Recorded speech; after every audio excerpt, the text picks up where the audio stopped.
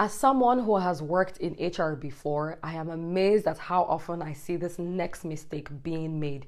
If you do not take away anything from this video, please make sure that you avoid this single mistake like the plague. One of the most frequently asked questions in my DM on Instagram is this: I've been applying for jobs in Germany, but I've only received rejections or no answers at all or crickets so far. What am I doing wrong?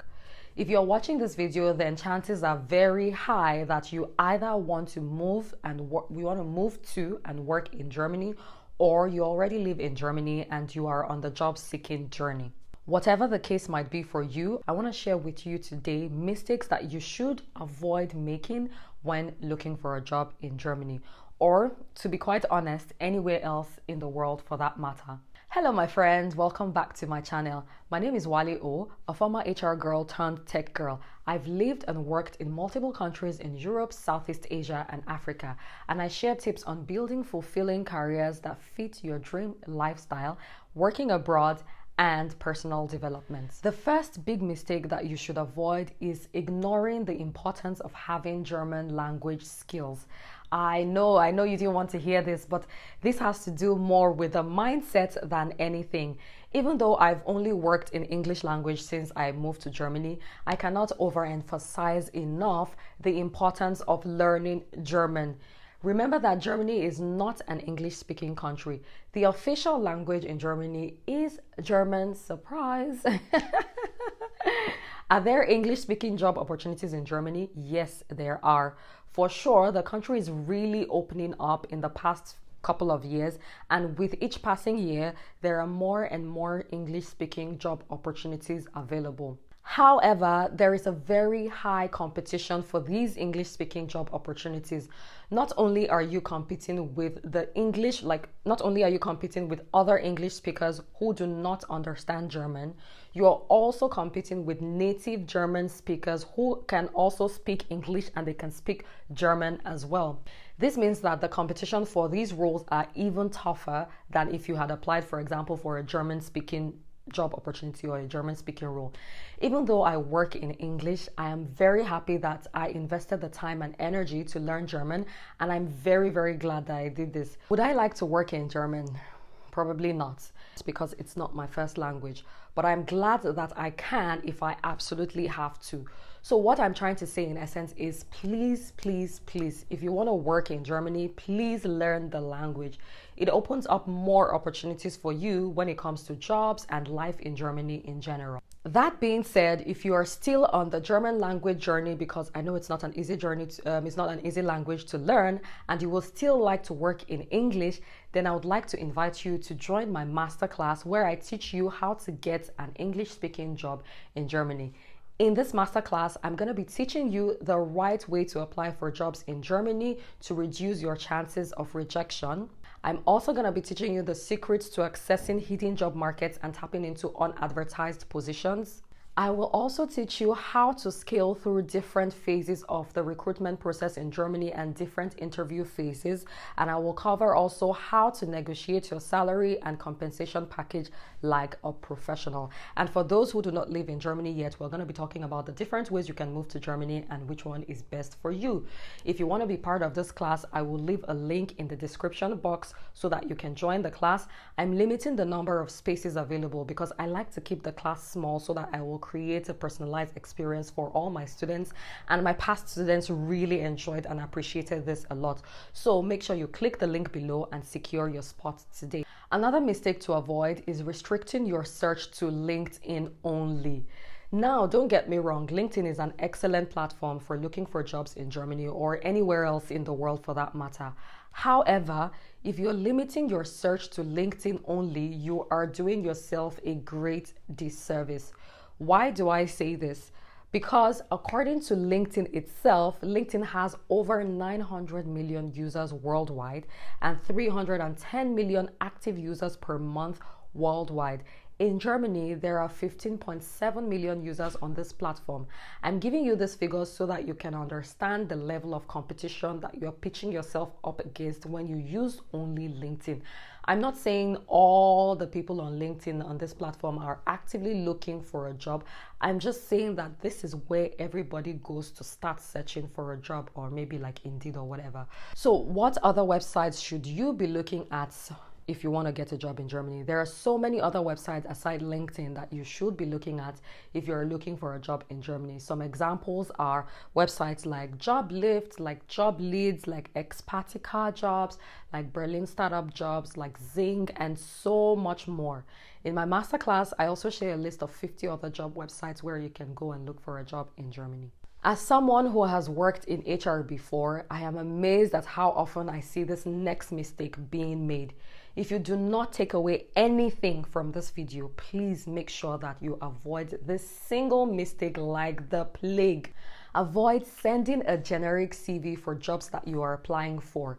To be honest, this is not only relevant for jobs in Germany, but for jobs in general.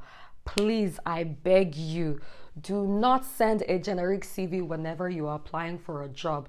If you are guilty of doing this, stop it. Stop it!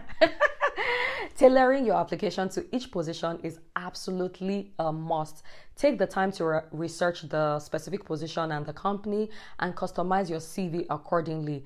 Thank God for ChatGPT nowadays. I don't know what we'll do without it.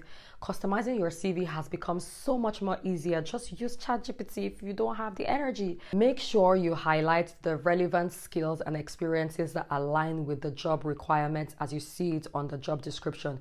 It shows that you are genuinely interested and invested in this role. Trust me, recruiters can smell a generic application from a mile away. I know I've seen so many generic applications in my time when I used to work as a HR girl or HR lady. And oh my God, they're so cringe to look at because they have very, very little similarity to have to do with the job. And then you're asking yourself, why is this person applying for this job? Like, no idea. Another mistake to avoid is being oblivious to the cultural norms and expectations in the workplace in Germany. What do I mean by this? I mean that when you are applying for and interviewing for jobs in Germany, you must be aware of the culture surrounding work in Germany. This culture usually stems from how Germans are in everyday life or the general German culture. Let me give you an example. For example, Germans are very direct and they appreciate direct communication. If you come from a culture where being direct is considered rude or is frowned upon, then you might struggle a bit when interviewing for jobs in Germany.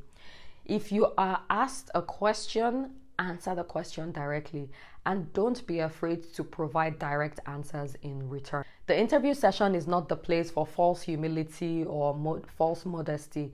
They are asking you what you can do and whether you can get the job done or not. You better tell them that only you can get this job done. They will not find someone better than you for this job. You are the ultimate person, the ultimate goal for this job. Well, maybe don't use these exact words, but this is the energy I want you to go into the interview with, okay? That's the energy, not the exact words. On a related note, I'm a bit torn on whether or not I should mention this because it's such an obvious one, but let me just put it out there for those that are not aware so that we know it's out there already. Germans are not playing around when it comes to punctuality, and when you are invited for an interview, make sure you show up at least 10 minutes before the scheduled time. You heard? 10 minutes. If you show up exactly at the scheduled time, you are already late. Like, if it's 10 a.m. and you show up 10 a.m., you're late. And no, 5 minutes lateness is definitely not allowed. Okay, let's move on. Another mistake people often make when searching for a job in Germany is having a narrow focus when it comes to the types of jobs that you should apply for. When you're job hunting, I encourage you to expand your horizon and keep an open mind as to the possibilities that are available to you. If you are a consistent watcher of my content, then you know that I am an avid advocate for making career changes or making career pivots.